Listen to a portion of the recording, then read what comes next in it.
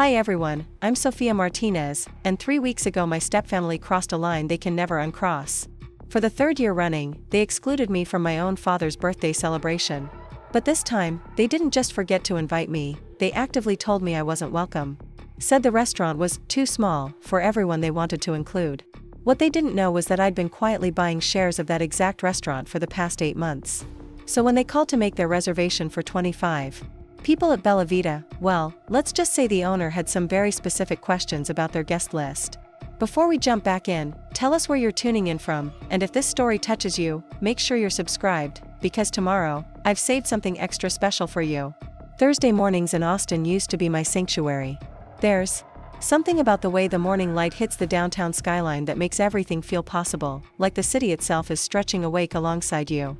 I'd brew my coffee extra strong, check my marketing campaigns from the night before, and settle into that productive rhythm that comes from being really good at what you do. My corner office on the 15th floor of the Meridian Building offered the kind of view that reminded me daily how far I'd come since college. At 30, I was the youngest senior marketing director at Castellanos Creative, handling accounts that most people twice my age would kill for. But this particular Thursday morning, that peaceful routine shattered the moment my phone buzzed with a notification that would change everything. The text came from Ashley, my 28-year-old stepsister, sent to a group chat I'd somehow been added to without my knowledge.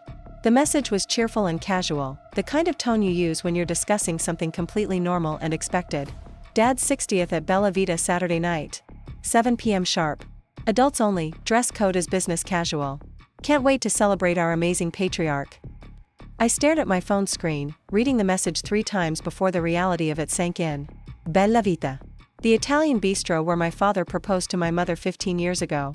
The place where we celebrated every single one of his birthdays until Mom passed away 7 years ago. The restaurant where Dad still ordered the same osso buco every time, claiming it tasted exactly like his grandmother's recipe. My fingers hovered over the keyboard as I started to type a response about bringing the photo albums Mom used to insist on for these occasions. But something stopped me. I scrolled up through the chat history, looking at the participant list. Derek, Ashley, Linda, even Linda's sister Patricia who lived 3 hours away in San Antonio. My dad's brother Uncle Mike and his wife Aunt Rosa were included. Even their adult kids, my cousins who I saw maybe twice a year. But my name wasn't in the original message thread. I'd been added after the fact, almost like an afterthought. And as I kept scrolling, I realized this conversation had been going on for 2 weeks. 2 full weeks of planning my father's 60th birthday celebration, and I was just now finding out about it. The coffee in my mug had gone cold, but I barely noticed. I was too busy remembering the pattern that had emerged over the past 3 years, ever since Linda had really settled into her role as Dad's wife and taken over what she called family coordination.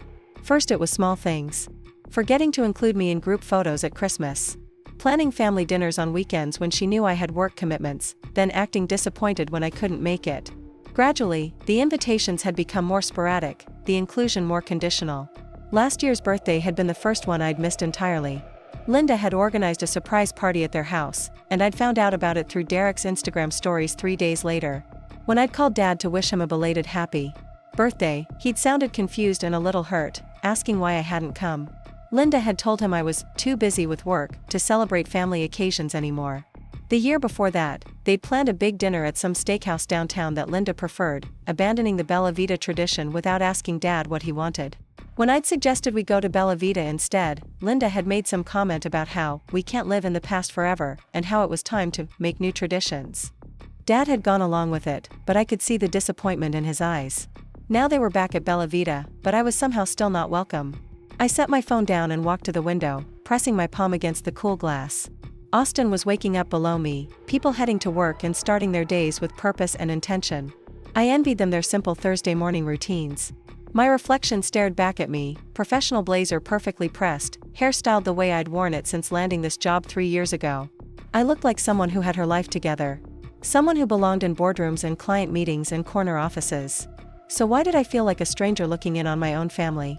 The irony wasn't lost on me that they'd chosen Bella Vita for this celebration. That restaurant held more memories for me than anywhere else in Austin. It was where Dad had taken me for my sweet 16 dinner, just the 2 of us, after Mom had to work late at the hospital. Where he'd celebrated when I graduated summa cum laude from UT. Where we'd had our last dinner together as a family of 3, just 2 months before Mom's cancer diagnosis. Mom had loved that place. She discovered it during her residency at Dell Medical, when she was working impossible hours and surviving on espresso and whatever Italian comfort food Tony Ricci could send home with her. She'd brought Dad there on their second date, and he'd proposed there 2 years later at the same corner table they'd shared that first night. Every birthday, every anniversary, every celebration that mattered happened in that warm, dimly lit dining room with its checkered tablecloths and the smell of fresh basil and garlic that seemed to live in the walls. After Mom died, Dad and I had kept the tradition alive for a while. But once Linda entered the picture, those dinners became less frequent. Linda preferred newer places, trendier spots with better Instagram potential. She'd never said anything directly against Bella Vita, but she had a way of making subtle comments about updating our traditions and trying new things that gradually steered Dad away from the places that reminded him most of Mom. I picked up my phone again and typed a careful response to the group chat. Sounds wonderful. Should I make a reservation for myself, or are we all going together? The response came faster than I'd expected, but not from the person I'd hoped would answer. Linda's message popped up within minutes. Oh Sophia, honey, I should have mentioned. We're keeping it intimate this year. Just immediate family. You understand, right? The table can only fit so many people. I stared at that message for a long time. Immediate family. I was his daughter. His only child. If anyone qualified as immediate family, it was me. But apparently, Linda's definition of immediate family included her sister from San Antonio and her adult children, but not Dad's own daughter. I started typing several different responses and deleted each one. What was the point? If I protested, I'd be the difficult one, the dramatic daughter who couldn't understand simple logistics. If I stayed silent, I'd be accepting yet another exclusion from the family I'd been born into. Instead, I closed the group chat and opened my contacts. I scrolled down to a number I hadn't called in months but had never deleted. Tony Ricci had been more than just the owner of Bella Vita for the past 15 years. He'd been Mom's friend first, then became something like family to all of us. When Mom was going through chemo, Tony had sent soup home with Dad every single night. When she passed away, he'd catered the entire reception after the funeral, refusing to accept payment. The phone rang twice before his familiar voice answered. Sophia. What a nice surprise. How are you, sweetheart? Hi Tony. I'm good, thank you. How's business? There was a pause, and I could hear the weight of everything he wasn't saying in that silence. Well, you know how it's been since the pandemic. We're hanging in there, but it's been tough. Really tough. I'd heard rumors about Bella Vita's struggles through the restaurant industry grapevine that every Austin food lover inevitably becomes part of. The pandemic had hit small, family-owned places especially hard, and even as things reopened, many never fully recovered. Rising costs, staffing shortages, changed dining habits, it was a perfect storm that had claimed dozens of beloved Austin establishments. Tony, can I ask you something? Are you still looking for investors? Another pause, longer this time. Why do you ask? Because I might be interested. Very interested. Can we meet for coffee tomorrow morning? Sophia, are you serious? Because if you are, yes, absolutely. But honey, this isn't a small investment we're talking about. We're looking at significant money to really turn things around. I looked around my office, at the awards on my wall, at the view I'd worked so hard to earn. At 30, I'd been saving and investing aggressively since my first job out of college. I had a healthy stock portfolio, a growing retirement account, and a substantial emergency fund that had been sitting in high-yield savings for 2 years because I hadn't found the right opportunity to use it. Maybe I'd just found that opportunity. I'm completely serious, Tony. Let's meet tomorrow at 9 a.m. And Tony? My family is planning to have dinner there Saturday night for my dad's birthday. Maybe we should talk about that too.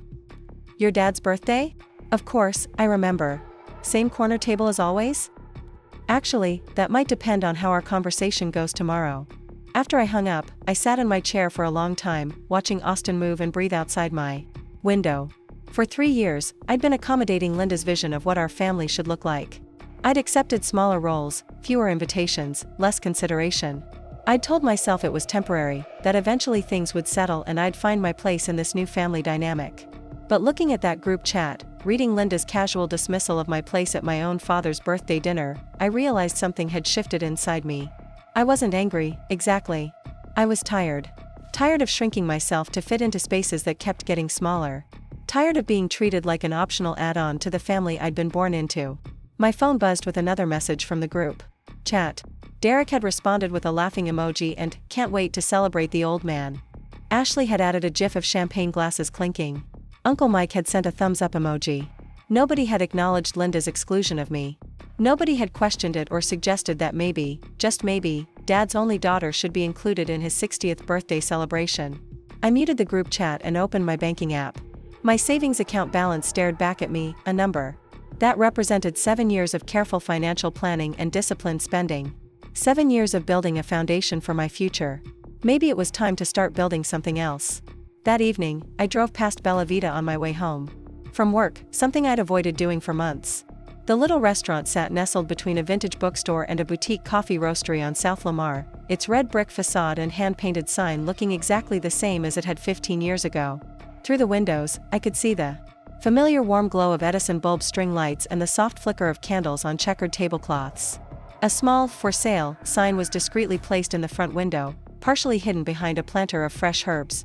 It was the kind of sign you'd only notice if you were looking for it, or if you knew the restaurant well enough to spot what was different.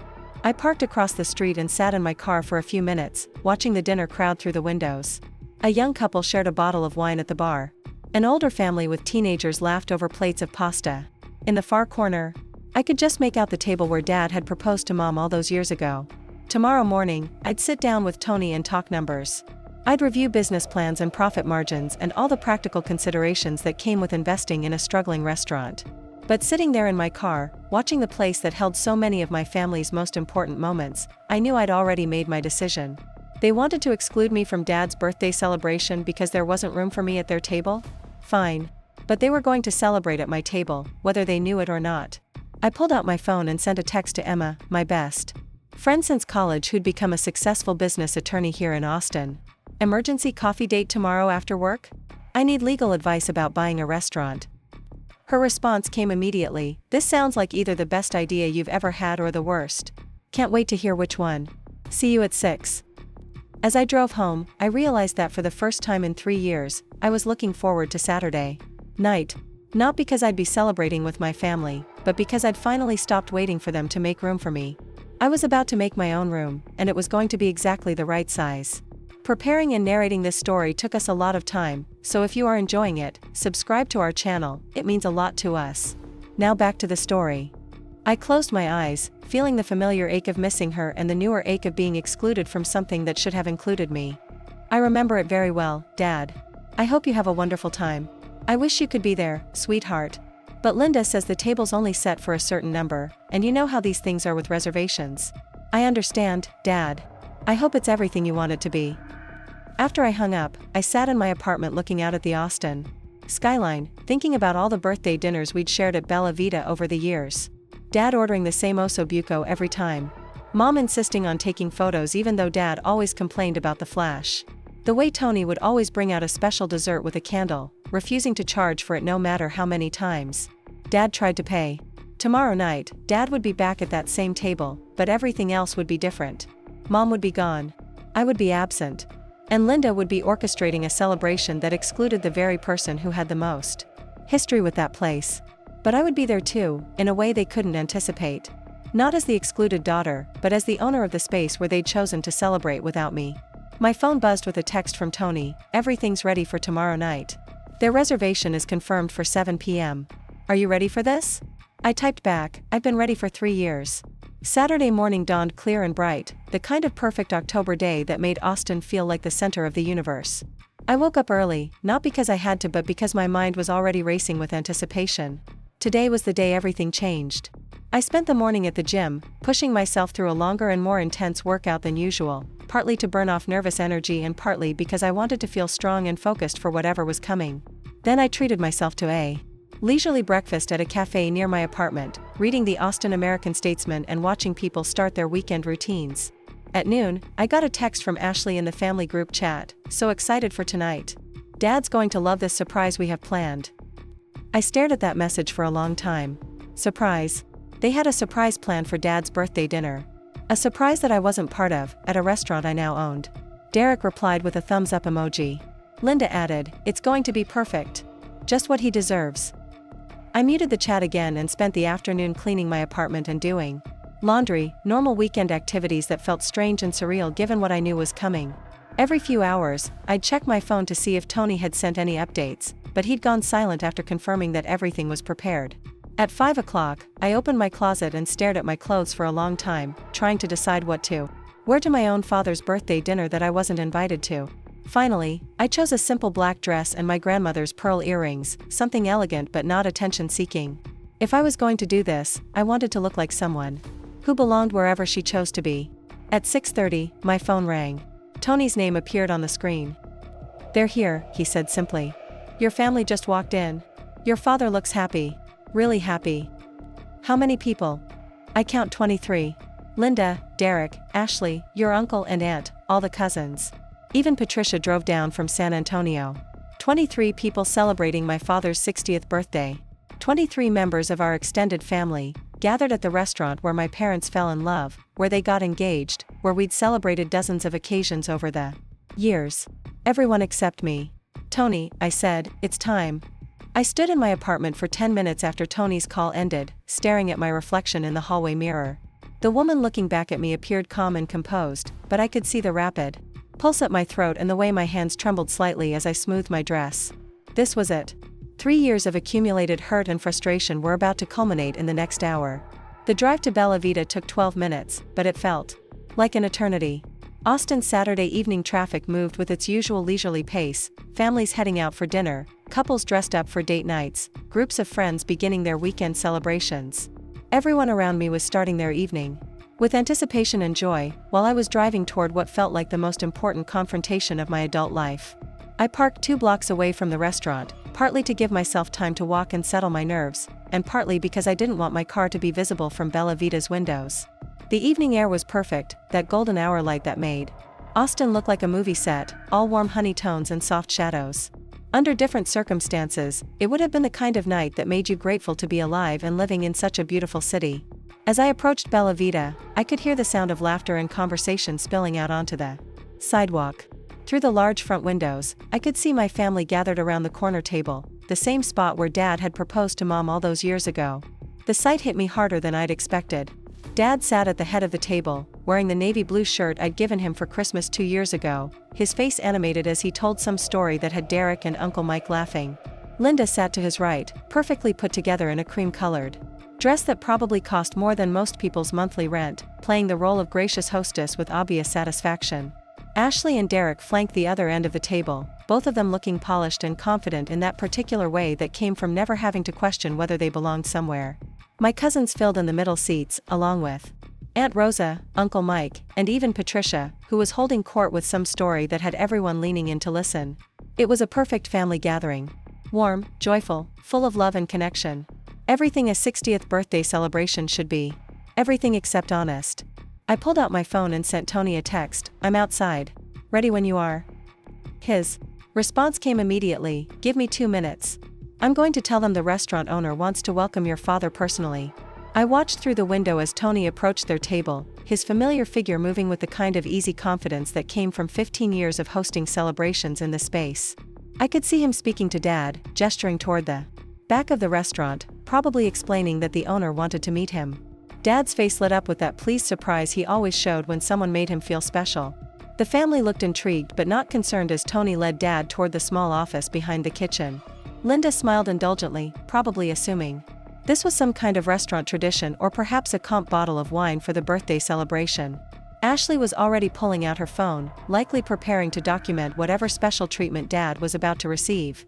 None of them suspected that the restaurant owner their father was about to meet was the daughter they deliberately excluded from this celebration.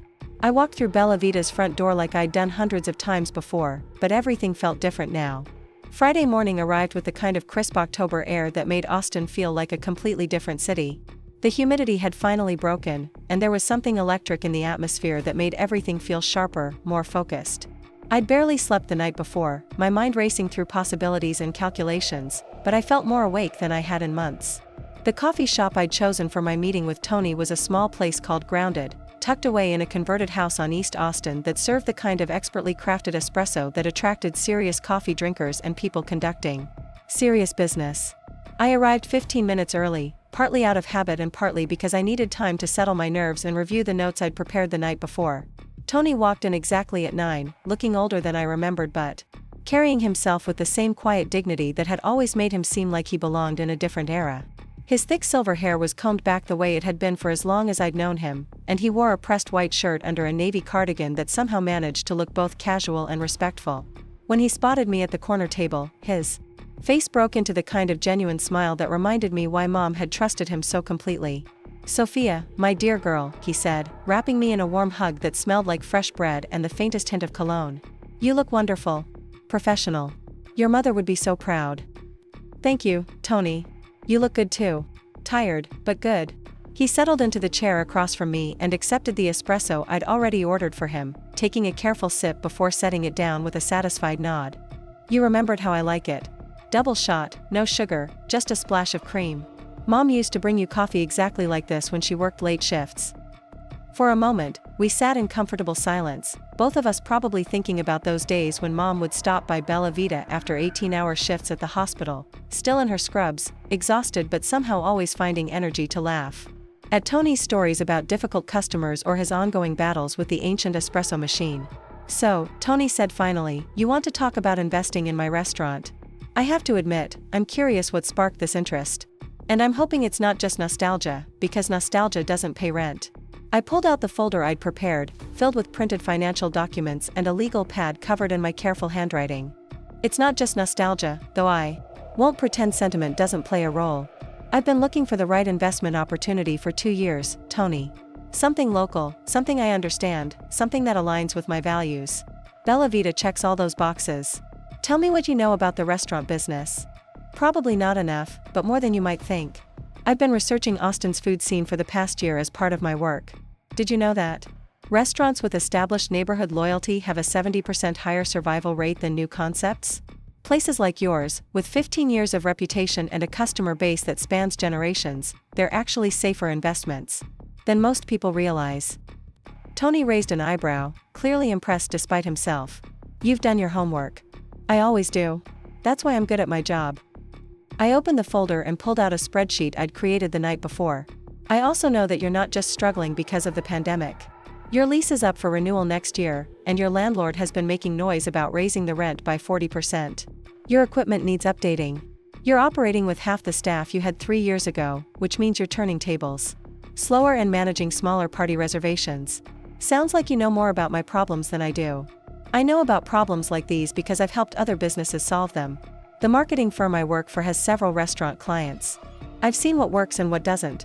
I pulled out another document, this one showing revenue projections and investment scenarios. "Here's what I'm thinking. I want to buy a controlling interest in Bella Vita. 60% ownership, with you retaining 40% and staying on as general manager with full operational control."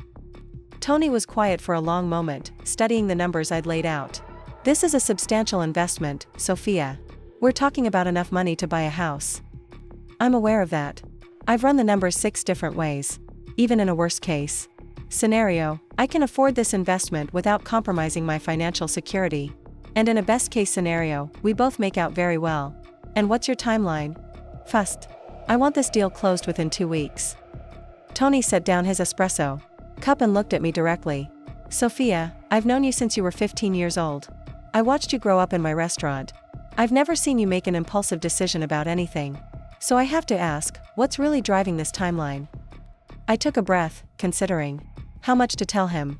Tony had always been perceptive, and there was no point in pretending this was purely a business decision. "My family is having dinner at your restaurant tomorrow night. My father's 60th birthday celebration." "That's wonderful. I remember his birthday dinners. Same corner table, always orders the osso buco. Except I'm not invited to this one."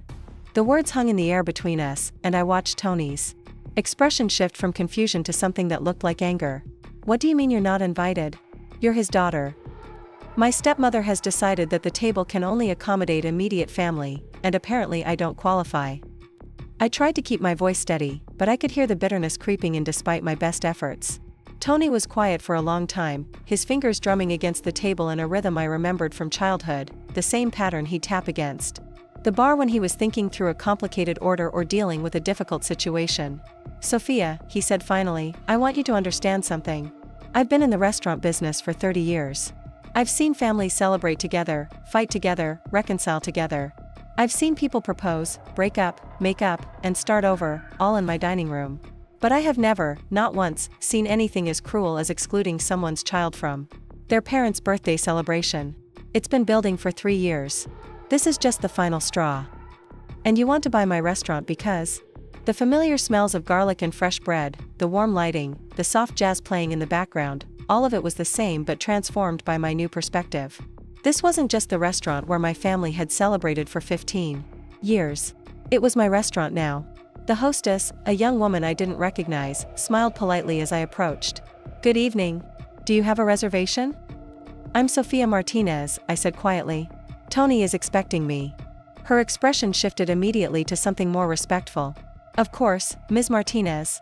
Mr. Ricci said you'd be arriving. He's in the back office with a guest." I could feel eyes on me as I walked through the dining room toward the office. Linda glanced up from her conversation with Patricia, and I saw her do a double take, her expression shifting from mild curiosity to confusion. Ashley noticed me next, her phone halfway to her mouth as she paused mid-sentence in whatever story she'd been telling. Derek was the last to see me, and when he did, his face went completely blank. I didn't stop to acknowledge any of them. I walked straight to the office door and knocked softly before pushing it open. Dad was sitting in the chair across from Tony's desk, looking relaxed and happy in that way he always did when someone was making a fuss over him. When he saw me in the doorway, his expression went through several rapid changes: surprise, confusion, delight, and then something that looked almost like panic.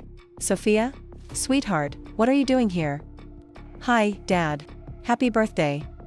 Tony stood up from behind his desk, his expression carefully neutral but his eyes kind. "Mr. Martinez, I'd like you to meet the restaurant's new majority owner. As of yesterday afternoon, Sofia owns 60% of Bella Vita." The silence that followed was so complete I could hear the kitchen staff calling orders to each other through the closed door. Dad looked from me to Tony and back to me, his mouth opening and closing without any sound coming out.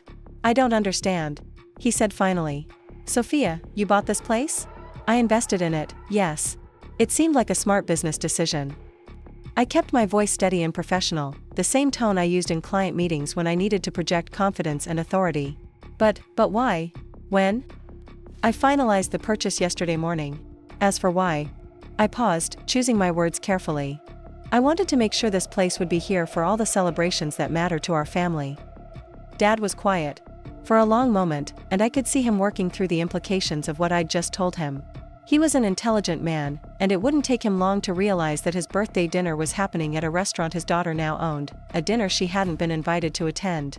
"Sofia," he said slowly, "does this have anything to do with tonight?" Before I could answer, Linda's voice cut through the air from the office doorway.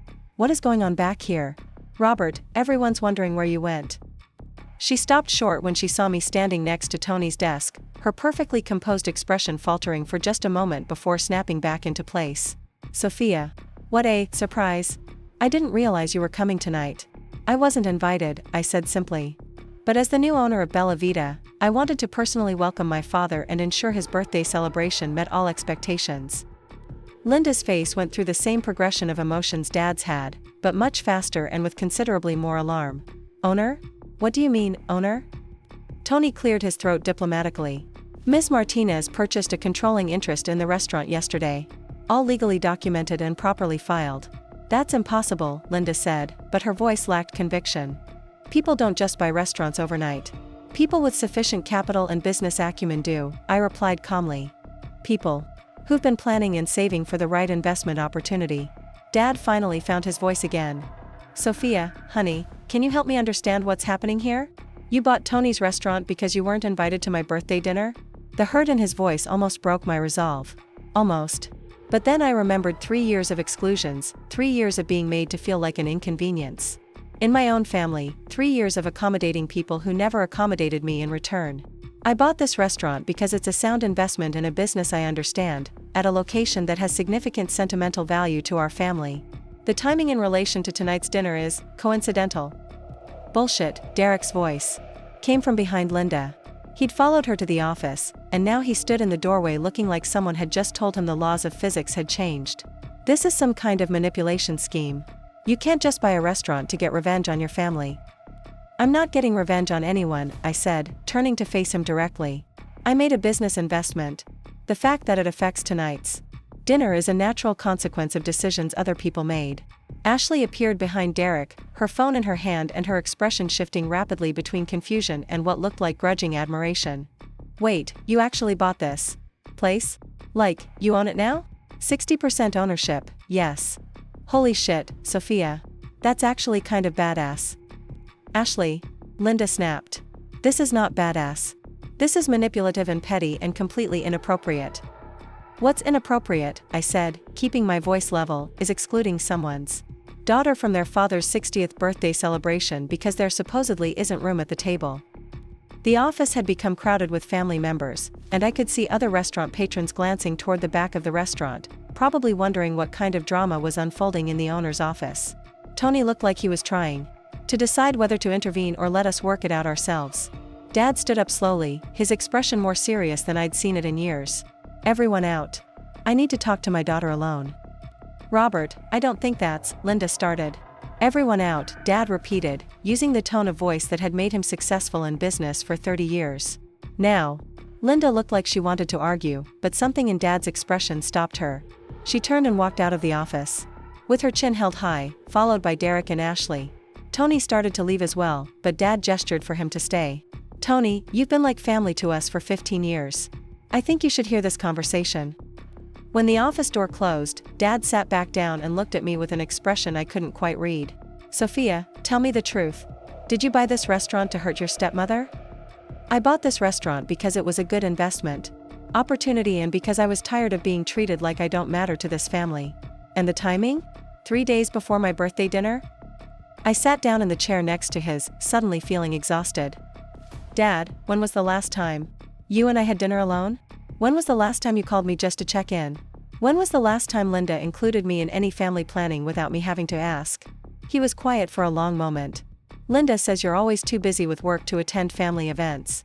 Dad, I work Monday through Friday, 9 to 6. I have never been too busy for family. But I have been excluded from family. There's a difference. Sofia, I had no idea you felt this way. Because you never asked. Because every time Linda made a decision about family events, you went along with it. Because it was easier to believe I was too busy than to question why your daughter was never around anymore. Tony cleared his throat gently. If I may, he said, I've watched this family celebrate in my restaurant for 15 years. I remember when Sofia used to come here with her mother every few weeks, just the two of them, usually after Maria's long shifts at the hospital. I remember birthday dinners where Sofia would spend 20 minutes helping her mother arrange the perfect photo of you with your cake.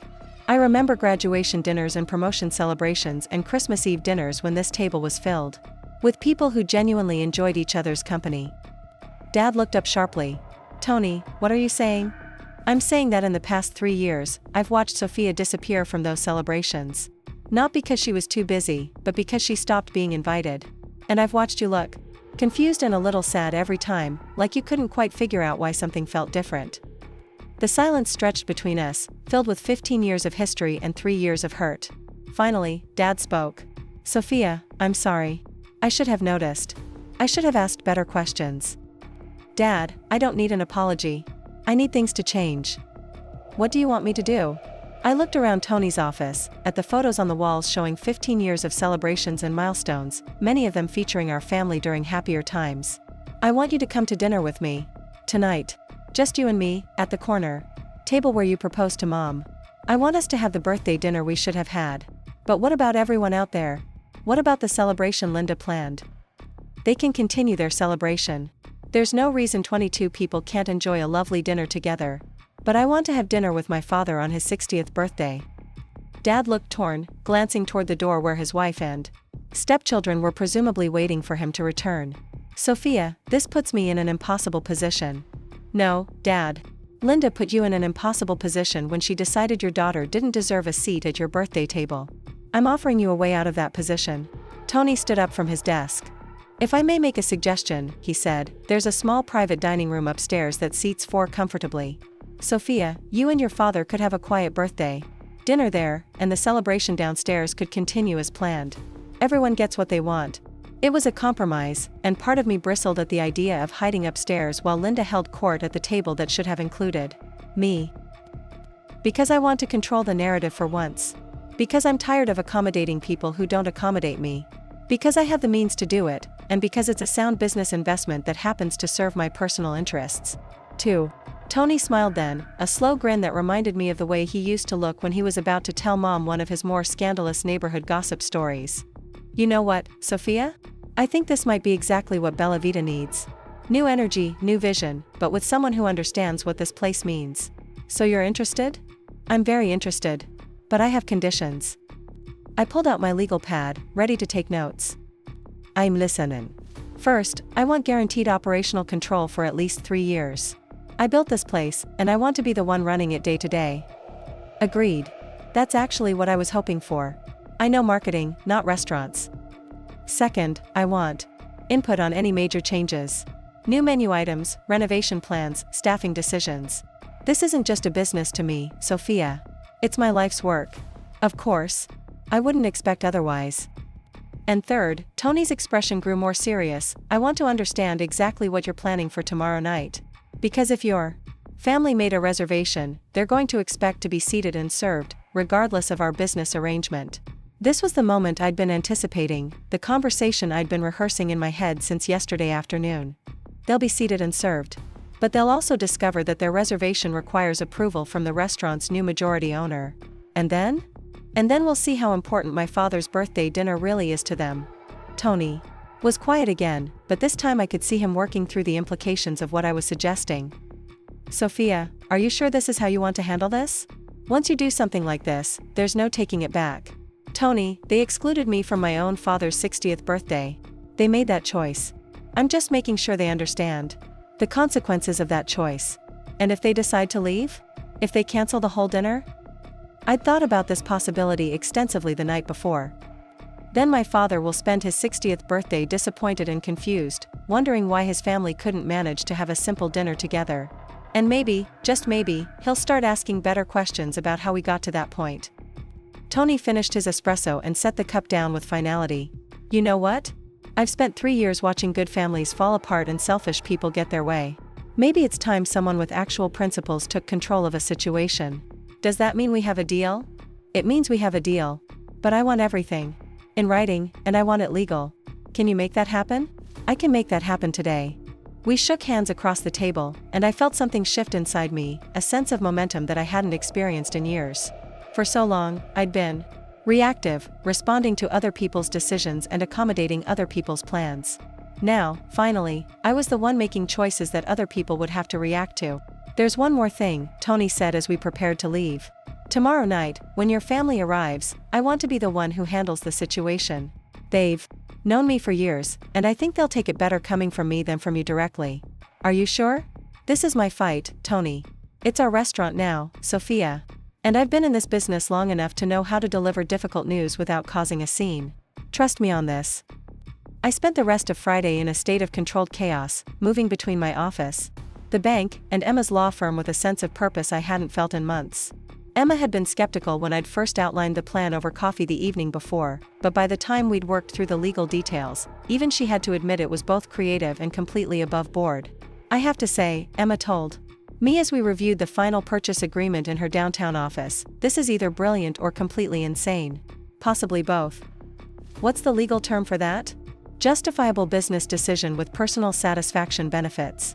The paperwork took longer than I'd expected, partly because Tony wanted every detail clearly specified and partly because the bank needed additional documentation for such a large transaction.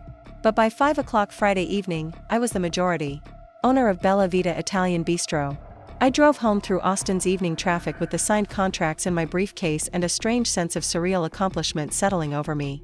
In less than 24 hours, I'd gone from being excluded from a family dinner to owning the restaurant where that dinner would take place. That evening, I called Dad for the first time in 2 weeks. He answered on the third ring, sounding tired but pleased to hear from me. Sofia, how's my hardworking daughter? I'm good, Dad. Really good. How are you? Excited about tomorrow night? Oh, you know, Linda's been planning this thing for weeks. It's going to be nice, I think. Just family at Bella Vita. You remember Bella Vita, right? Your mom's favorite place. That should never have been in question, and I'm sorry it was. The response around the table was mixed. Uncle Mike and Aunt Rosa raised their glasses in agreement. Derek nodded slowly, looking like he was processing the implications of everything. He'd learned. Ashley was crying slightly, whether from emotion or relief I couldn't tell. Patricia appeared to be mentally rehearsing the story she'd tell her friends about this dramatic family dinner.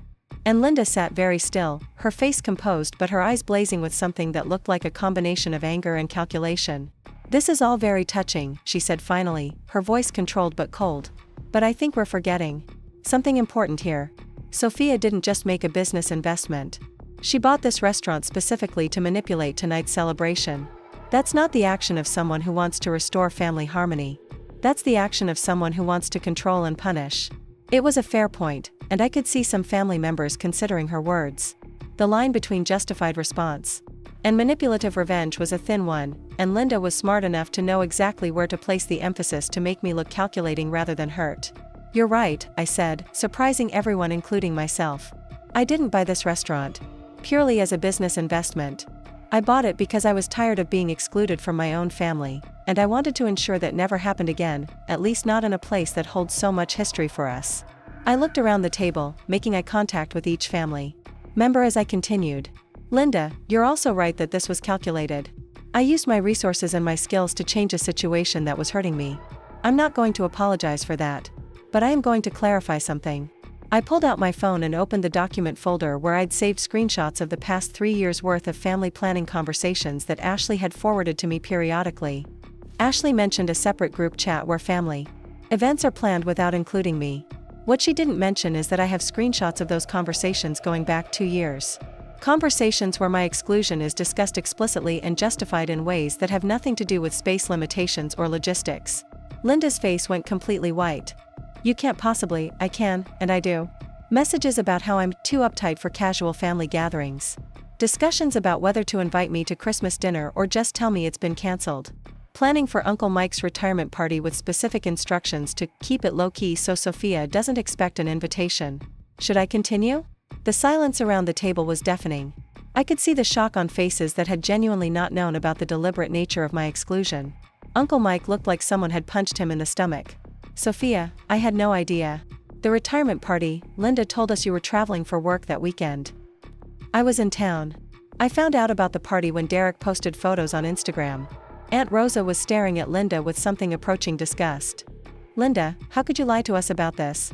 We've been asking about Sofia at every family gathering for months, and you kept telling us she was too busy to attend." "I was trying to protect the family dynamic," Linda said, but her voice lacked the conviction it had carried earlier. "Sofia has always been difficult about accepting our blended family. I thought it would be easier." "Easier for who?" Ashley interrupted. "Because it sure wasn't easier for Sofia, and it wasn't easier for Dad, who kept asking why his daughter never came to family events anymore." Dad was very quiet, but I could see him processing the full scope of what had been happening. When he finally spoke, his voice was measured but firm. "Linda, we're going to go home tonight and have a very serious conversation about honesty and respect and what it means to be part of this family.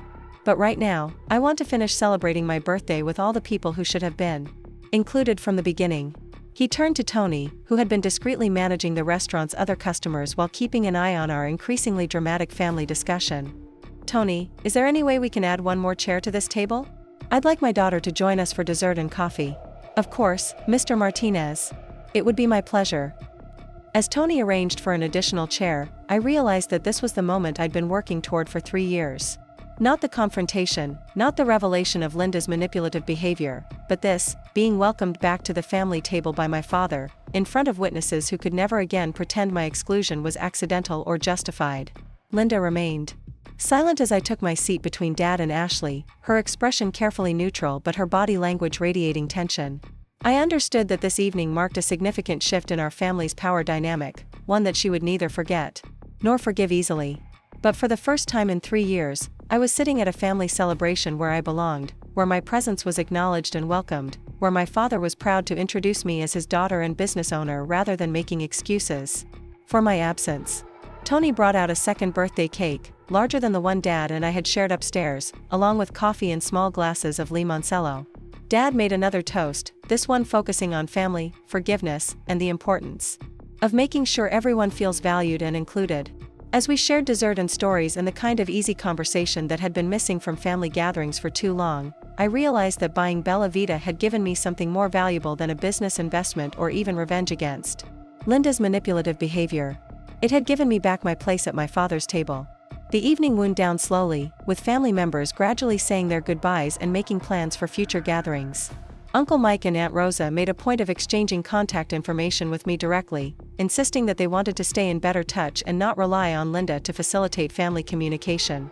Derek shook my hand before leaving, a gesture that felt like acknowledgement of my business acumen, if not exactly an apology for his earlier accusations. Ashley hugged me tightly as she prepared to leave. "I'm proud of you," she whispered. "And I'm sorry it took me so long to speak up about what Mom was doing." "You spoke up when it mattered," I replied. "That's what counts." Linda said goodbye. Politely but without warmth, her earlier composure restored but not her confidence. She had lost control of the family narrative tonight, and we both knew it would be difficult for her to regain that position. When everyone else had left, Dad and I sat alone at the table where he'd proposed to Mom 15 years earlier. The restaurant was quiet now, most of the other diners having finished their meals and headed home. Tony was cleaning up behind the bar, giving us space but remaining available if we needed anything. "So what happens now?" Dad asked. "With the restaurant, with the family, with everything. Now I run a restaurant and try to make it successful. Now we have regular dinners together, just you and me, like we used to. And now Linda and I figure out how to coexist in the same family without her trying to erase me from it." "And if she can't do that?"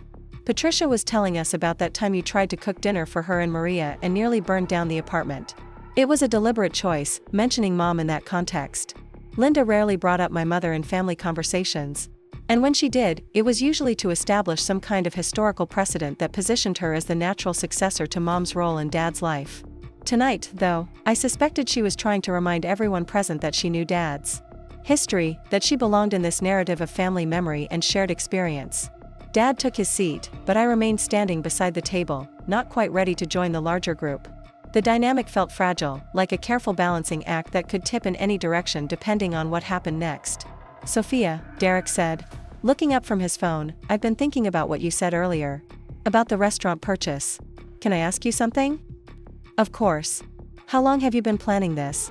"Because from what I can find online, Bella Vita has been struggling financially for at least 6 months. The timing seems pretty convenient." It was a fair question, and I could see the strategic mind that had made Derek successful in real estate working through the implications of my investment. He wasn't questioning my right to buy the restaurant, but he was trying to understand whether my motivations were purely business or primarily personal. "I've been researching investment opportunities in Austin's restaurant scene for about a year," I said. Bella Vita came on my radar because of its reputation and neighborhood loyalty, but also because of the family connection.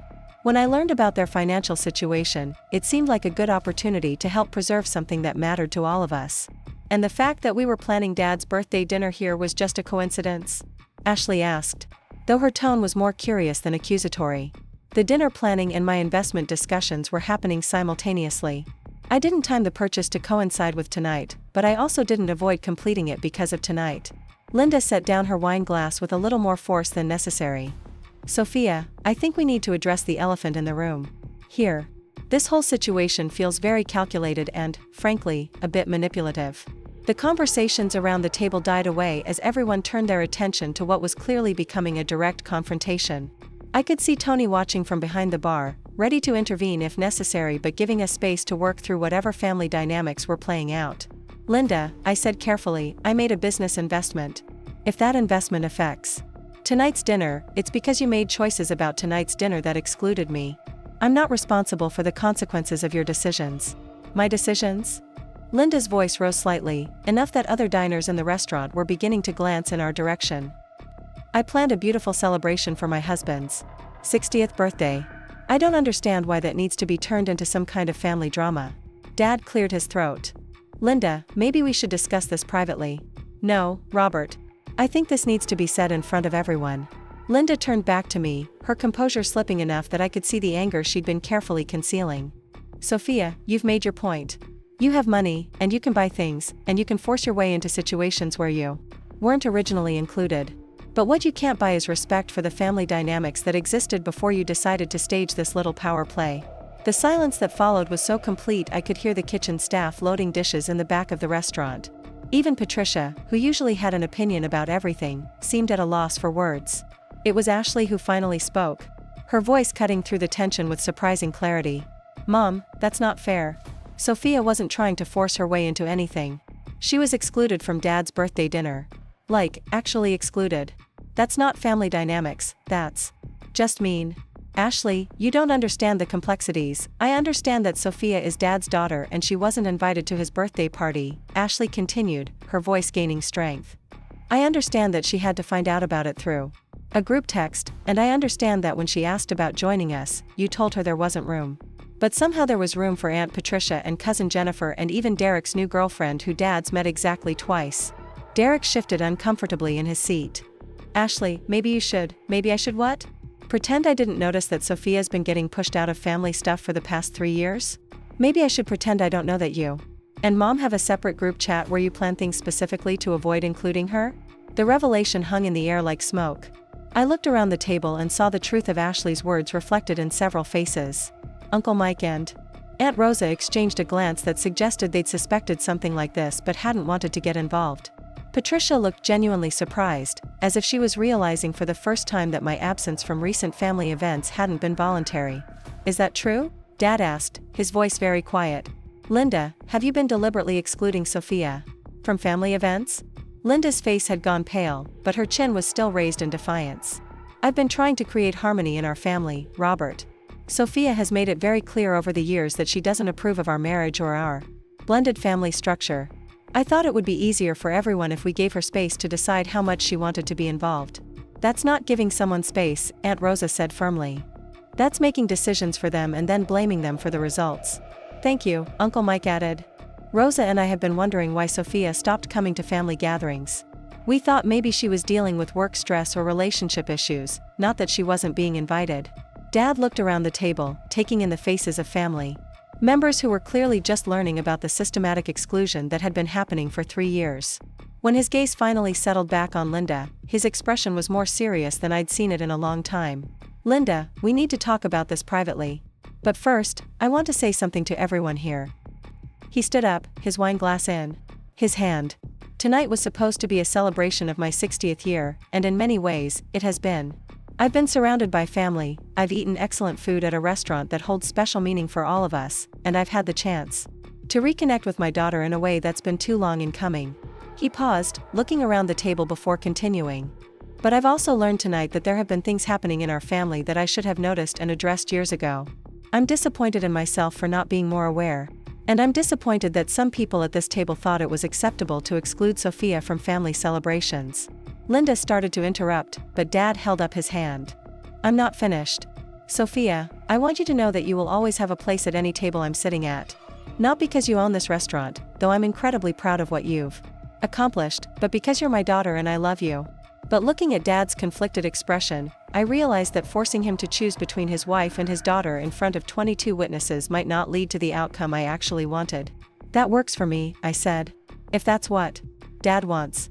Dad stood up and pulled me into a hug, the kind of embrace he used to give me when I was little and had scraped my knee or had a bad day at school. I love you, Sofia. I should have said that more often over the past 3 years. I love you too, Dad. That's why I bought this place. Not to hurt anyone, but to make sure we'd always have somewhere to come together. When we walked out of the office together, the entire family looked up expectantly. Linda's expression was carefully controlled, but I could see the tension in her shoulders and the way her hands gripped her wine glass a little too tightly. Everything okay? Derek asked, though his tone suggested he wasn't sure he wanted to know the answer. Dad looked around the table at all the faces watching him, then back at me. Everything's fine. Sofia and I are going to have a quick birthday dinner upstairs while you all finish celebrating down here. Tony's setting up the private dining room for us. The reaction was immediate and varied. Uncle Mike looked confused but not particularly concerned. Aunt Rosa smiled like she thought this was a lovely solution. Patricia appeared to be calculating the social implications of the situation. Ashley looked intrigued. Derek looked annoyed. And Linda looked like someone had just informed her that everything she'd carefully planned and controlled was slipping out of her grasp. Robert, that seems unnecessary, she said with forced lightness. Sofia can certainly join us down here. We can ask Tony to bring another chair. Actually, I said, the reservation is for 23 people, and fire code regulations limit that table to 24 diners maximum. Adding another chair would be a safety violation. It was complete nonsense, but it sounded official enough that no one questioned it. Tony nodded gravely, playing along with my improvisation. Health department regulations, he agreed solemnly. Very strict about occupancy limits. Linda's smile grew tighter. Of course. Safety first. We'll just be an hour or so, Dad said, already moving toward the stairs that led to the private dining room. You all enjoy the celebration. This has been a wonderful surprise. As we climbed the narrow staircase to the second floor, I could hear the conversation resuming below us, though the tone was noticeably more subdued than it had been earlier. I imagine Linda was already crafting the story she'd tell about tonight. The version where she'd graciously accommodated her difficult stepdaughter's unexpected arrival. The private dining room was small and intimate, with exposed brick walls and a single table set for two. Tony had lit candles and opened a bottle of the Chianti Dad always ordered, creating an atmosphere that felt both special and peaceful. This is nice, Dad said as we settled into our chairs. Quiet. It's perfect. Tony appeared with menus. Though I suspected Dad would order his usual osso buco and I was planning on the seafood risotto Mom used to get every time we came here together. Some traditions were worth maintaining. So, Dad said after Tony left us alone, tell me about this restaurant purchase. Not the strategic timing, just the business side. How does someone your age afford to buy 60% of an established restaurant? For the next hour, we talked about investments and business plans and financial strategy. Dad listened with genuine interest as I explained my research into Austin's restaurant market and my long-term vision for Bella Vita.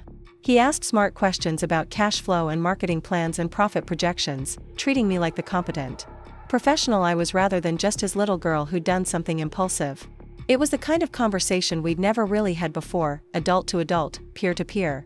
For the first time in years, I felt like he was seeing me clearly, understanding not just what I'd done but why I was capable of doing it. Your mother would be so proud, he said as Tony brought our entrees. She always said you had the best business mind in the family. She said that? All the time. She used to say you were going to run the world someday, and everyone else was just going to have to keep up. We ate slowly, savoring both the food and the conversation.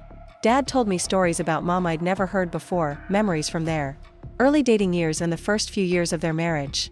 I told him about my work, the clients I was excited about, the projects that challenged me and made me feel like I was building something meaningful. It was the birthday dinner we should have had 3 years ago, and the year before that, and every year since Linda had decided I was surplus to her vision of their family. When Tony brought out a small cake with a single candle, Dad smiled in a way that reminded me of all those childhood birthdays when Mom would insist on making a big fuss and Dad would pretend to be embarrassed but secretly love every minute of it. Make a wish, Dad. He closed his eyes for a moment, then blew out the candle. I wished for more dinners like this. That's easily arranged. I do own the place now.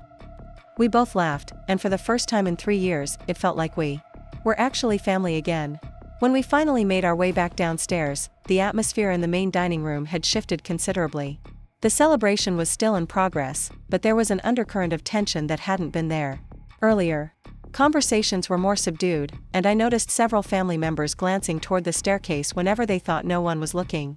Linda sat at the head of the table now, having moved into Dad's seat while we were upstairs. She was holding court with Patricia and Aunt Rosa, her voice carrying that particular pitch it took on when she was working hard to appear unbothered by something that was clearly bothering her immensely. Derek and Ashley were huddled together at the far end of the table, their phones out as they appeared to be researching something with the kind of focused intensity that suggested they were trying to verify the story I'd told them about restaurant ownership. Uncle Mike was the first to notice us descending the stairs. His face broke into a genuine smile as he raised his wine glass in our direction. There's the birthday boy. How was the private celebration? Perfect, Dad said, and I could hear the sincerity in his voice. Absolutely perfect. Linda's smile looked like it might crack her face as she gestured toward Dad's original seat. Come sit down, Robert. We were just sharing stories about your college days. Your mother always said Sunday brunch was the most civilized meal of the week. I remember. She used to take me to that place on South First when I was little, the one with the ridiculous cinnamon rolls. Magnolia Cafe. You'd order the same thing every time, and she'd always end up eating half of it because your eyes were bigger than your stomach. These references to Mom had become easier over the past few months. For years after her death, Dad had rarely mentioned her in family conversations, partly out of respect for Linda's feelings and partly because the memories were still too painful. But our weekly dinners had created space for those memories to surface naturally, helping both of us process grief we'd been carrying individually. Tony appeared at our table with a bottle of wine I didn't recognize. Compliments of the house, he said. This is from a new vineyard in the hill country that wants to get their wines into Austin restaurants. I thought you two might like to try it and give me your opinion. As Tony poured the wine and updated us on the evening service, I marveled at how natural this all felt now. 3 months ago, the idea of co-owning a restaurant had been an impulsive response to family exclusion. Now it felt like one of the smartest decisions I'd ever made, both financially and personally. "So," Dad said after Tony had returned to the kitchen, "I have something for you." He slid the gift bag across the table. Inside was a hardcover book with a familiar dust jacket, a collection of essays about family, identity, and belonging that I'd mentioned wanting to read several weeks earlier. "Dad, you didn't need to buy me a book. I could have ordered it myself. Look inside the front cover."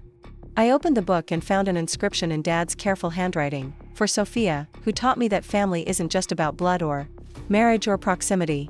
It's about showing up for each other, even when it's difficult. Especially when it's difficult. Thank you for never giving up on us. Love, Dad." The words hit me harder than I'd expected. For 3 years, I'd felt like I was the only one fighting for our relationship, the only one who cared about maintaining family connections despite Linda's interference. To know that Dad not only recognized my efforts but appreciated them felt like a validation I'd been waiting years to receive. "Dad, this is beautiful. Thank you. I've been thinking a lot about what you said that night, about building your own table instead of waiting for other people to make room for you. I realized I'd been doing the opposite. I'd been letting other people make decisions about who belonged in our family instead of making those decisions myself. You were trying to keep peace between your wife and your daughter. That's not easy to navigate." "No, it isn't. But I should have been more aware of what was happening. I should have asked better questions when you stopped coming to family events. I should have made sure you knew that your place in this family was never conditional or negotiable." We sat in comfortable silence for a moment, both of us processing the weight of acknowledgments that had taken months to surface. The wine was excellent, crisp and slightly sweet with hints of peach and honey that complemented the hill country terroir perfectly. "There's something else," Dad said.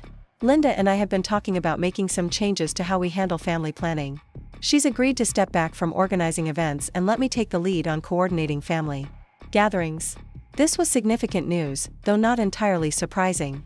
Linda's loss of control over family communication had been one of the most important outcomes of the birthday dinner confrontation. Without the ability to filter information and manipulate guest lists, she'd lost her primary tool for managing family dynamics according to her preferences. "How does she feel about that?" "I think she's relieved, honestly.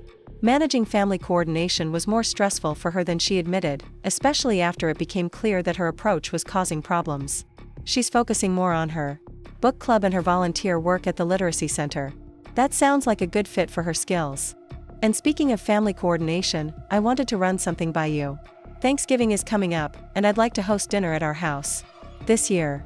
But I want to make sure you're comfortable with that before I start making plans." The question was loaded with subtext. Thanksgiving dinner at Dad and Linda's house would mean being in Linda's domain, surrounded by her decor and her preferred menu, with her playing hostess to the family I'd fought to rejoin. 6 months ago, I would have declined immediately, too concerned about potential conflict and uncomfortable dynamics. But 3 months of successful family integration had given me confidence in my ability to navigate these situations. Linda and I had established a functional détente based on mutual respect and clear boundaries. More importantly, Dad's active involvement in family planning meant I could trust that my inclusion would be genuine rather than grudging. "I think that sounds wonderful. Can I bring anything?" "Your grandmother's sweet potato casserole recipe, if you still have it. Linda's been asking about it for years, but she was too nervous to ask you directly." This surprised me. The sweet potato casserole had been my maternal grandmother's signature dish, something I'd learned to make during college and brought to family dinners until the exclusions began. The fact that Linda had been thinking about it, missing it even, suggested a level of genuine regret about the lost traditions that had resulted from our family conflict. "Of course. I'd be happy to make that." Our entrees arrived, and we shifted into easier conversation about work, the upcoming holidays, and Tony's plans for Bella Vita's first New Year's Eve celebration in 3 years. The restaurant was busy enough now to justify staying open for special events, and Tony was excited about creating an intimate dinner party atmosphere with live jazz and a special menu. As we shared dessert, Dad brought up a topic that had been circulating in family conversations for several weeks: Uncle Mike's retirement party in December. This would be the first major family celebration since the birthday dinner, and everyone seemed to understand its significance as a test of our new family dynamic. "Mike wants to have the party here, actually. At Bella Vita. He says it feels like the most appropriate place for a family celebration, given how much history we all have with this restaurant. The request was both an honor and a responsibility. Uncle Mike was making a statement about the restaurant's importance to our family, but he was also trusting me to host an event that mattered to everyone. It would be the first time I'd played hostess to the extended family in my role as restaurant owner, and the first time Linda and I would navigate a family celebration on my professional territory. I'd love to host Uncle Mike's party. Tony will be thrilled to cater a family event. There's one more thing.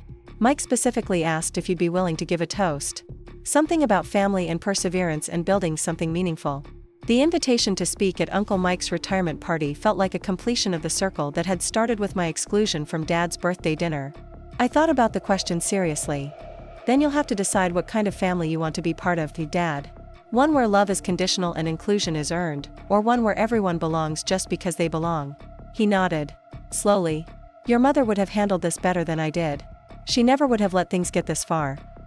Mom's not here to handle it. But we are, and we can do better going forward. As we prepared to leave, Tony approached our table with a small wrapped package. Sofia, this is for you. A housewarming gift for the new owner. Inside was a small framed photograph I'd never seen before, Mom and me at Bella Vita when I was about 12, both of us laughing at something off camera, my arm around her shoulders and her hand resting over mine. We looked happy and connected. And completely comfortable in each other's presence. She gave me that photo years ago, Tony explained. Said she wanted me to have a picture of her favorite dining companions in case you two ever stopped coming around. I thought it was silly at the time, but it turns out she was right to be prepared. I stared at the photo, remembering that dinner and dozens of others like it, all the times Mom and I had sat in this exact spot sharing stories and making plans and just enjoying each other's company. It struck me that buying Bella Vita hadn't just been about reclaiming my place in the family or getting revenge on Linda's manipulative behavior. It had been about preserving something precious that I was afraid of losing forever. Thank you, Tony. For everything. For selling me the restaurant, for helping tonight, for keeping this place exactly as it should be. Thank you for saving it, Sofia. Your mother would be so proud. As Dad and I walked out of Bella Vita together, I realized that the evening had accomplished everything I'd hoped for and several things I hadn't expected. I had my father back. I had a business investment that aligned with my values and interests. I had called out manipulative behavior that had been damaging our family for years. But most importantly, I had stopped waiting for other people to decide whether I belonged in my own family. I had created a space where I would always be welcome, where my history and my presence mattered, where no one could ever again exclude me from celebrations that should include me. 3 years ago, Linda had started a pattern of making me feel like an optional addition to the family I was born into. Tonight, that pattern ended. Not because I had embarrassed her or punished her or forced her to acknowledge my worth, but because I had stopped needing her approval to exist in my own family. Sometimes the best revenge isn't getting even. It's building something so undeniably yours that no one can ever again question whether you belong there. And sometimes, when you stop waiting for other people to make room for you at their table, you realize you're strong enough to build your own table, and you get to decide who's welcome to join you. 3 months later, I stood in the same spot where I'd waited outside Bella Vita on that pivotal Saturday night, but everything about the experience felt completely different. The November air carried the crisp promise of Austin's brief winter season, and the restaurant glowed with the warm light of a successful evening service.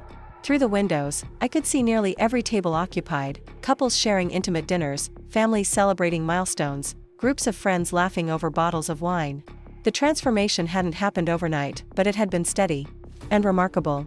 Working with Tony, I'd implemented targeted marketing campaigns that highlighted Bella Vita's authentic neighborhood charm while modernizing its social media presence. We'd upgraded the kitchen equipment, expanded the wine list, and trained the staff in hospitality techniques that turned first-time visitors into regular customers.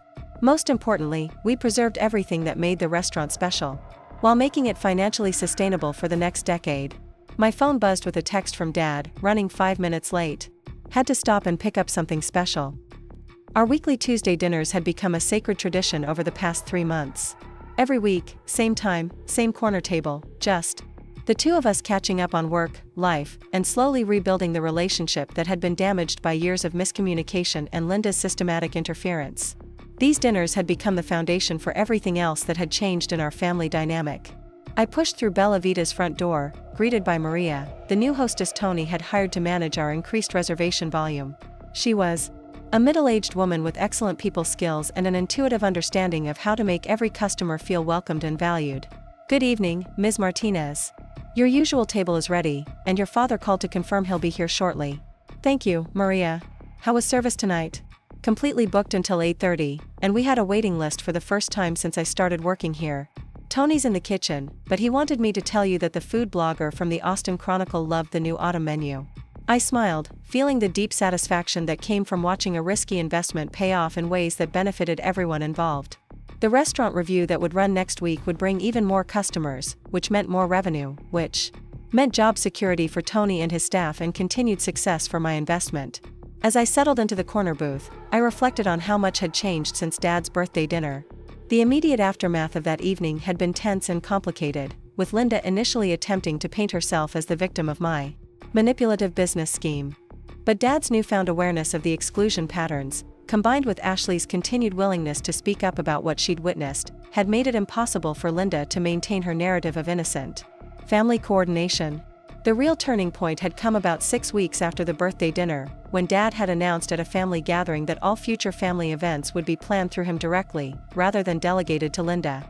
It was a subtle but significant shift in family power dynamics, one that ensured I would be included in planning conversations rather than added as an afterthought or excluded entirely. Linda had adapted to the new reality with the grace of someone who understood that open resistance would only damage her position further. She was never warm toward me, but she was consistently polite and inclusive in family settings. It wasn't the relationship I might have hoped for with Dad's wife, but it was functional and honest, which was more than we'd had before. Ashley had emerged as an unexpected ally in the months following the confrontation. Her willingness to acknowledge and speak up about the exclusion patterns had created space for a more authentic relationship between us. We'd started having occasional coffee dates, sister-to-sister conversations that had nothing to do with family politics and everything to do with getting to know each other as adults. Derek remained somewhat distant, though he'd shown grudging respect for my business acumen when Bella Vita's success became undeniable. He'd even brought a potential client to the restaurant last month, a gesture that felt like his version of an olive branch. Dad appeared in the doorway right on schedule, carrying a small gift bag and wearing the kind of smile that suggested he had news to share. At 60, he looked healthier and more relaxed than he had in years, as if the resolution of family tension had lifted a weight he hadn't realized he was carrying. "Sorry I'm late," he said, sliding into the booth across from me. "I had to make a stop at that little bookstore you recommended. Find anything interesting?" "Actually, yes. But first, I want to hear about your week." Tony mentioned something about expansion plans. Over the past 3 months, our Tuesday dinners had developed their own rhythm. We'd start with work updates, move through family news, and usually end up sharing stories about Mom or discussing plans for the future. It was the kind of regular, meaningful communication we'd never quite managed to establish before the restaurant purchase forced us to be more intentional about our relationship. "We're considering opening for Sunday brunch," I said. "The numbers look good, and there's definitely demand in the neighborhood. It would mean hiring additional staff and expanding the kitchen prep schedule, but Tony thinks we can make it work." "That's exciting." Family decisions were made transparently, with input from everyone affected rather than edicts from a self-appointed coordinator. The change had been particularly beneficial for Dad, who seemed more engaged and authentic in family relationships than he'd been in years. His willingness to address conflict directly rather than avoiding it had improved his relationships with everyone, including Uncle Mike and Aunt Rosa, who'd become more frequent visitors to Austin once they understood they could communicate with Dad directly rather than navigating Linda's filters. "There's one more thing I wanted to discuss," Dad said as Tony brought our dessert. "I've been thinking about Mom lately, about how proud she would be of what you've accomplished here. I know she would have loved seeing this place become the center of our family celebrations again. I think about her every time I'm here, especially when I'm in the kitchen, watching Tony work. She would have loved seeing how the food brings people together. She always said that the best meals were the ones where the conversation mattered more than the menu. That's what you've created here, Sofia. A place where the conversations matter." It was true. Bella Vita had become known not just for excellent food and service, but for being the kind of place where meaningful conversations happen naturally. Business deals were negotiated over Tony's handmade pasta. Marriage proposals occurred at candlelit corner tables. Family reconciliations unfolded over shared desserts and honest discussions. The restaurant had become a space where Austin's community gathered to mark important moments, whether intimate dinners for 2 or celebrations for 50. But it had also become something more personal for our family, a place where we'd learn to communicate honestly, include generously, and support each other through challenges and changes. After Dad left to return to work, I spent the afternoon reviewing applications for the restaurant's new management trainee position. Bella Vita's success had created opportunities to mentor young professionals interested in hospitality careers, and I discovered that teaching others about business, operations and customer service gave me as much satisfaction as the financial returns. The applicant pool was impressive, featuring recent graduates from UT's business program as well as experienced professionals looking to transition into restaurant management. But the candidate who stood out was Maria Santos, a 26-year-old former teacher who decided to pursue her passion for hospitality after volunteering at several Austin food festivals. Her cover letter demonstrated genuine understanding of Bella Vita's mission and values, and her teaching background suggested she'd excel at the customer service and staff training responsibilities that came with restaurant management. Most importantly, her personal story resonated with the restaurant's theme of transformation and second chances. "Tony," I called toward the kitchen, "I think we found our management trainee." He emerged wiping his hands on his apron, curious about the candidate who'd caught my attention. After reviewing Maria's application materials, he nodded approvingly. "She understands what we're trying to accomplish here. Not just running a restaurant, but creating a community space that serves something larger than profit margins." "Exactly. And she has the communication skills to help us maintain that culture as we continue growing." The growth had been remarkable but manageable, thanks to careful planning and Tony's insistence on preserving the restaurant's core identity even as we expanded capacity and services. We'd learned to say no to opportunities that didn't align with our values, focusing on sustainable development rather than rapid expansion that might compromise quality or authenticity. As the dinner service began, I took my usual position at the host stand, greeting regular customers and ensuring that first-time visitors felt welcomed and valued. This nightly routine had become one of my favorite parts of restaurant ownership, providing direct connection with the community that supported our success. The evening's guests included several familiar faces, a young couple celebrating their engagement at the same table where they'd had their first date 6 months earlier, a business group marking the successful completion of a major project, and a multi-generational family gathering to honor their grandmother's 85th birthday. But the reservation that meant the most was a table for 4 under the name Martinez. Emma had finally convinced her parents to visit from San Francisco, and she'd specifically requested the corner booth where Dad and I shared our weekly dinners. Her parents were successful professionals who'd built their own business empire, and Emma wanted them to understand the environment where their daughter had found her calling as a business attorney specializing in hospitality law. "Emma, your parents seem lovely," I said as Tony presented the evening's special appetizers. "Your mother was asking excellent questions about our sourcing relationships. They're impressed by what you've built here. Dad said he wishes they'd had advisors like you when they were starting their restaurant chain 20 years ago." Emma's parents represented the kind of business success I aspired to achieve: sustainable growth, strong family relationships, and positive community impact. Their willingness to travel from San Francisco to experience Bella Vita firsthand felt like validation that our approach to hospitality was creating something genuinely special. As the evening progressed, I found myself moving between tables, checking on celebrations, and ensuring that every guest felt cared for and valued. This hands-on approach to customer service had become Bella Vita's signature, distinguishing us from larger restaurants where management remained invisible to diners. The kitchen was operating with remarkable efficiency, thanks to Tony's leadership and the strong team culture we'd cultivated over 18 months of steady growth. Orders moved smoothly from servers to cooks to expediters, creating the kind of seamless service that made complex operations appear effortless to guests. Sofia, Ashley appeared at my elbow, her camera capturing candid moments of celebration throughout the dining room. "Derek just called. He's bringing that tech startup CEO tomorrow night, the one who's looking for a venue for their company's 5th anniversary party. That's wonderful. Make sure Tony knows so he can prepare some special presentations." The tech company event would be significant for several reasons. It would showcase our private event capabilities to Austin's growing technology sector, potentially leading to more corporate bookings. But it would also demonstrate Derek's continued commitment to supporting Bella Vita's growth, using his professional network to create opportunities that benefited the family business he'd initially questioned.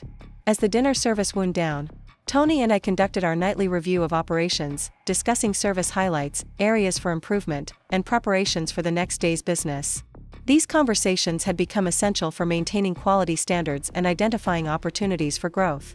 "The Henderson anniversary party menu tasting went perfectly," Tony reported. "They're excited about featuring locally sourced ingredients, and they want to add a wine pairing option that showcases Hill Country vineyards." That sounds like exactly the kind of event that will establish our reputation in the private party market. Sofia, I want you to know how grateful I am for everything that's happened over the past 18 months. You saved this restaurant. But more than that, you've helped me build something I'm genuinely proud of. We built this together, Tony.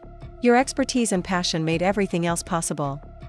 As I locked up Bella Vita and walked to my car through Austin's quiet downtown streets, I reflected on the journey that had brought me to this moment. 18 months ago, I'd been a successful marketing director with a comfortable but unremarkable life, excluded from family celebrations and feeling increasingly disconnected from the relationships that should have mattered most. The decision to buy Bella Vita had been motivated by hurt and frustration, but it had become the foundation for everything meaningful that had followed. The restaurant had given me financial independence, professional satisfaction, and most importantly, the confidence to create spaces where everyone belonged. But the real transformation hadn't been about business success or family reconciliation. It had been about learning the difference between waiting for other people to include you and building something so valuable that inclusion becomes inevitable.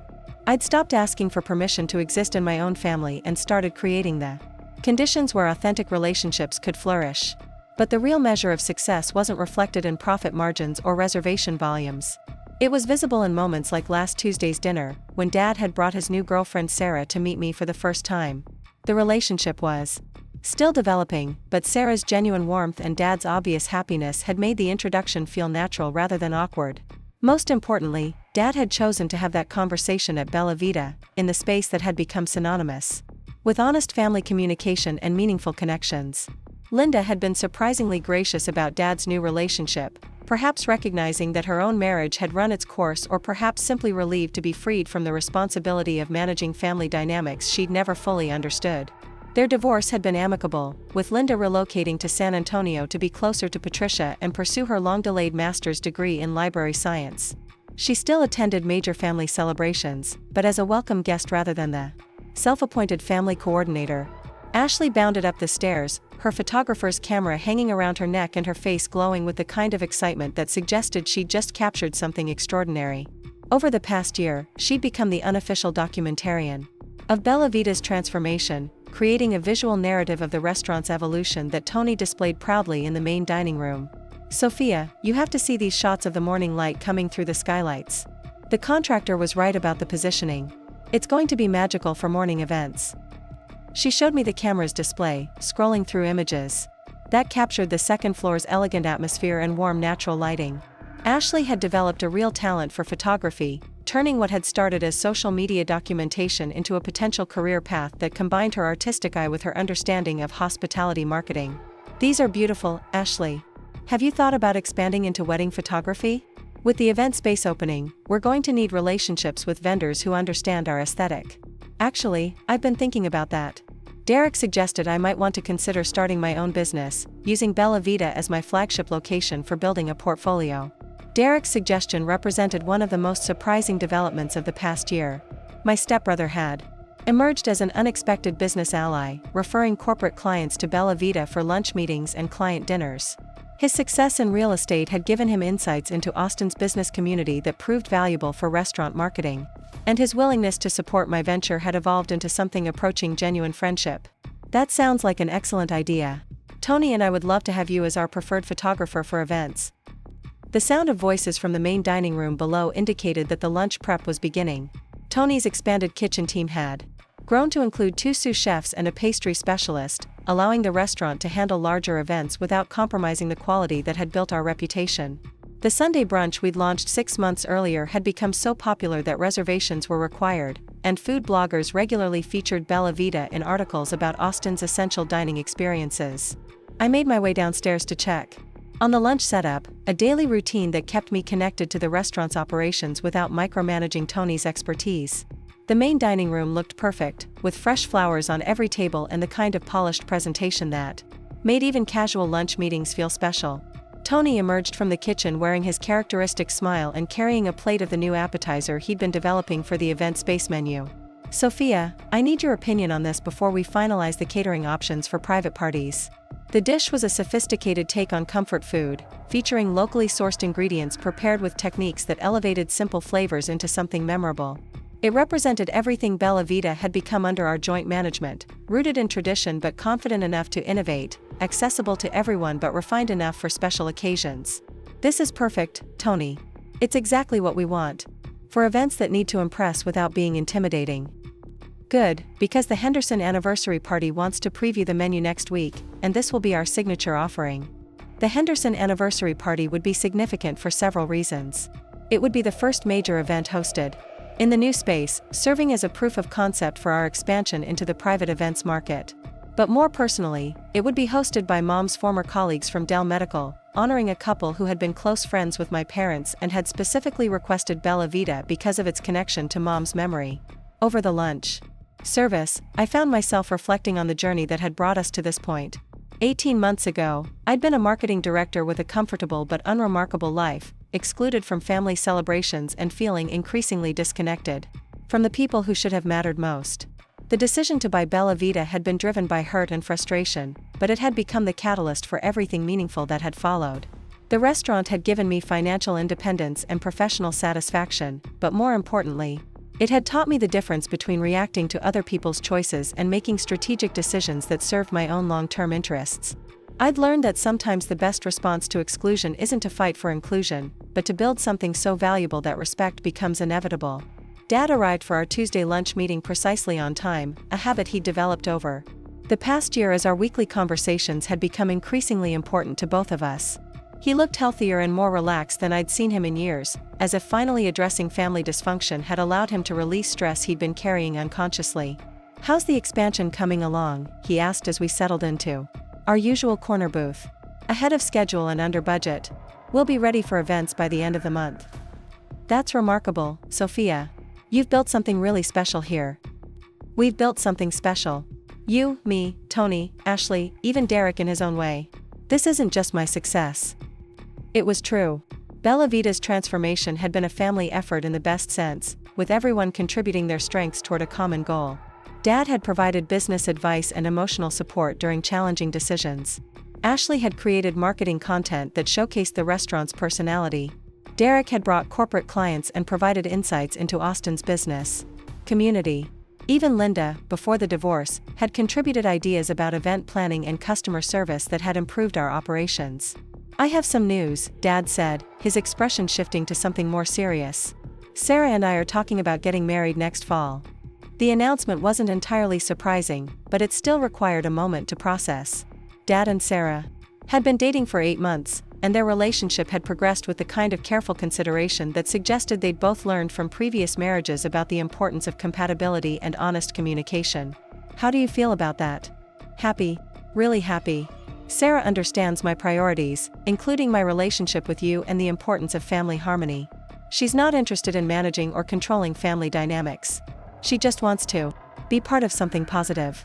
"That sounds perfect for you, Dad." "There's something else. We'd like to have the wedding reception here, at Bella Vita. Sarah loves this place, and she understands its significance to our family history. Would you be willing to host our celebration?" The request was both an honor and a completion of the circle that had started with my exclusion from Dad's 60th birthday. 2 years ago, I'd been considered too difficult to include in family celebrations. Now I was being asked to host my father's wedding reception, to create the space where he would begin the next chapter of his life. I would be honored to host your wedding reception, Dad. This is exactly what the event space was designed for. Our conversation turned to wedding planning logistics, guest lists, and menu preferences.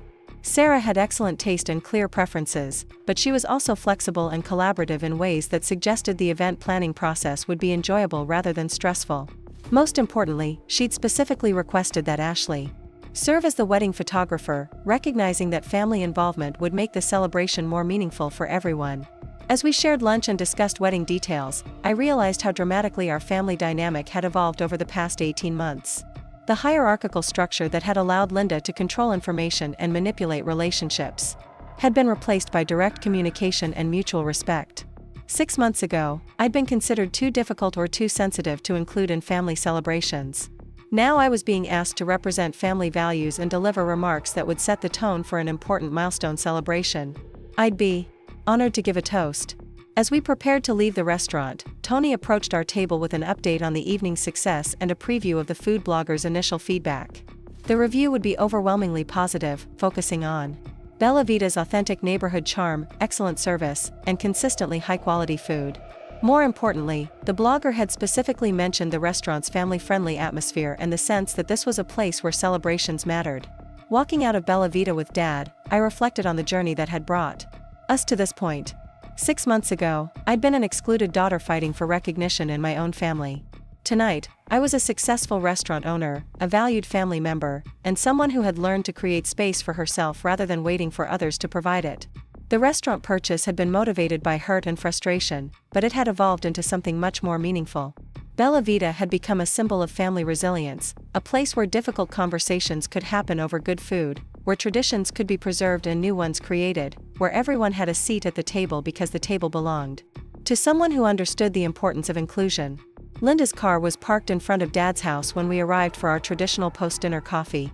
This had become another weekly tradition, though one that still required careful navigation. Linda had learned to give Dad and me space for our private conversations while finding ways to participate in family connection that didn't involve controlling the narrative. "Sofia," Linda said as we entered the house, "I'm glad you're here. I wanted to show you something." She led us to the living room, where she'd been working on a family photo album. The pages were filled with pictures from recent family gatherings, including several from Dad's birthday dinner at Bella Vita. But what struck me was how many photos included me, naturally integrated into group shots and candid moments rather than excluded or cropped out. I realized that I hadn't been very good at documenting our family history in a way that included everyone, Linda said carefully. "I wanted to make sure that going forward, we have pictures that show our complete family." It was a small gesture, but a meaningful one. The family photo album had been one of Linda's domains, and her approach to documenting family history had reflected her preferences about who belonged in which narratives. The new album represented a conscious choice to include rather than exclude, to document the family as it actually existed rather than as she might have preferred it to exist. "This is beautiful work, Linda. Thank you for including me. Thank you for giving me the chance to do better." As we sat around the kitchen table with coffee and the leftover birthday cake Linda had somehow managed to preserve in her freezer for 3 months, I realized that this was what functional family relationships looked like. Not perfect harmony or constant agreement, but honest communication, mutual respect, and the willingness to acknowledge mistakes and make changes. The conversation flowed easily between work updates, holiday plans, and memories of family celebrations past and future. Linda shared news about her volunteer work and asked thoughtful questions about the restaurant business. Dad talked about his plans for retirement and his excitement about having more time for family relationships. I updated them on expansion plans for Bella Vita and my growing confidence in the restaurant industry. Most importantly, we talked about Uncle Mike's retirement party and our collective commitment to making it a celebration that honored both his career achievements and our family's ability to come together in support of each other. The party would be a showcase of everything we'd learned about communication, inclusion, and respect over the past 6 months. As I drove home through Austin's quiet streets, I thought about the person I'd been 6 months ago and the person I was becoming. The excluded daughter who had bought a restaurant in response to family rejection had evolved into a confident business owner who understood the difference between reacting to other people's choices and making strategic decisions that served her own long-term interests. The restaurant had given me financial success and professional satisfaction, but more importantly, it had given me the confidence to stop waiting for other people's approval before claiming my place in situations that mattered to me. I'd learned that sometimes the best response to exclusion isn't to fight for inclusion, but to build something so valuable that inclusion becomes inevitable. 3 months later, Uncle Mike's retirement party was everything we'd hoped it would be. Bella Vita looked beautiful with white linens and candlelight, filled with 4 decades worth of Mike's colleagues, neighbors, and family members. My toast focused on the importance of building legacies that include rather than exclude, of creating spaces where everyone can contribute their strengths, and of understanding that the best families are the ones that grow stronger through challenges, rather than fracturing under pressure. Linda sat at the family table with genuine pride in her expression as I spoke. Dad beamed like someone whose daughter was exceeding every expectation he'd ever had. Ashley recorded the toast on her phone, planning to create a family memory book that would include everyone's contributions to the celebration. But the moment that mattered most came at the end of the evening, when Uncle Mike pulled me aside for a private conversation. "Sofia, I want you to know how proud I am of what you've accomplished this year. Not just with the restaurant, though that's been impressive, but the way you've handled this family situation. You could have gotten bitter or vindictive, but instead, you found a way to make things better for everyone. Thank you, Uncle Mike. That means a lot coming from you. Your mother would be so proud. She always said you had the best heart of anyone she knew, and that someday you'd figure out how to use that heart to build something beautiful." As the evening wound down and family members said their goodbyes, I realized that Mom would indeed be proud. Not just of the restaurant's success or the family reconciliation, but of the woman I'd become through the process of fighting for what mattered to me. 6 months ago, I'd been waiting for other people to decide whether I belonged in my own family. Tonight, I was the person who had created space for everyone to belong, the person who had turned a moment of exclusion into an opportunity for inclusion, the person who had learned that the best revenge isn't getting even but building something so undeniably valuable that respect becomes inevitable. Sometimes the most important thing you can do is stop asking for permission to exist in your own life. Sometimes you have to buy the restaurant, host the party, give the toast, and trust that your worth isn't determined by other people's recognition of it. And sometimes, when you're brave enough to build your own table, you discover that the people who matter most have been waiting their whole lives for someone to invite them to sit down and stay a while. 1 year after Dad's 60th birthday dinner, I stood in the renovated second floor of Bella Vita, watching contractors put the finishing touches on what would become Austin's newest private event space. The expansion had been 18 months in the making, funded by the restaurant's remarkable turnaround and my own reinvestment of profits back into the business. What had started as an emotional purchase driven by family exclusion had evolved into one of the most successful restaurant investments in Austin's competitive dining scene. The morning light streamed through newly installed skylights, illuminating the elegant space that could accommodate intimate wedding receptions, corporate events, and family celebrations of every size. The design honored Bella Vita's original charm while offering modern amenities that event planners demanded. Hand-painted murals depicting the hill country landscape adorned the walls, and a state-of-the-art sound system had been discreetly integrated into the vintage-inspired decor. Emma Chen, my best friend and now the restaurant's legal counsel, emerged from the small office we'd carved out of the corner space. She carried a stack of contracts and wore the satisfied expression of someone who'd just finalized a deal that exceeded everyone's expectations. The Williamson wedding is officially booked for next spring, she announced. 3-day celebration, 150 guests, and they want Tony to cater the entire weekend. This is going to be our biggest event yet. How big? Big enough to cover the construction costs for this expansion in a single weekend. I smiled, remembering the financial projections we'd agonized over when first planning the renovation. The business had grown so consistently that even our most optimistic forecasts had proven conservative. Food critics praised Bella Vita's authentic neighborhood charm, business travelers recommended it to colleagues visiting Austin, and local families had adopted it as their go-to spot for celebrations that mattered. Dad's upcoming wedding would be celebrated at Bella Vita, in the space I'd created through strategic thinking rather than emotional reaction. Ashley's photography business was launching with the restaurant as her flagship location. Derek was referring corporate clients who valued our approach to hospitality. Even Linda, despite the divorce, remained connected to family celebrations as a welcomed guest rather than a controlling coordinator. Most importantly, the weekly dinners with Dad had evolved into the kind of authentic father-daughter relationship I'd always wanted but never known how to create. We talked about business and family and life with the ease that comes from mutual respect and genuine interest in each other's experiences. The restaurant had become more than a business investment or a family gathering place. It had become a symbol of what happens when you stop waiting for other people to recognize your worth and start building something that demonstrates it undeniably. Tomorrow would bring new challenges and opportunities. The event space would host its first major celebration. The tech company would preview our corporate catering capabilities. Maria Santos would begin her management training program. Dad and Sarah would finalize wedding plans that would mark the beginning of a new chapter for our evolving family. But tonight, as I drove home through Austin's familiar streets, I felt the deep satisfaction that comes from building something meaningful. Something that serves purposes larger than profit margins or personal validation. Bella Vita had become a place where celebrations mattered, where conversations had depth, where everyone had a seat at the table because the table belonged to someone who understood the importance of inclusion. Sometimes the best revenge isn't getting even. It's building something so undeniably valuable that respect becomes inevitable. Sometimes the most important thing you can do is stop asking for permission to exist in your own life and start creating spaces where everyone can belong. And sometimes, when you're brave enough to build your own table, you discover that the people who matter most have been waiting their whole lives for someone to invite them to sit down, stay a while, and share something beautiful together. Up next, you've got 2 more standout stories right on your screen. If this one hit the mark, you won't want to pass these up. Just click and check them out.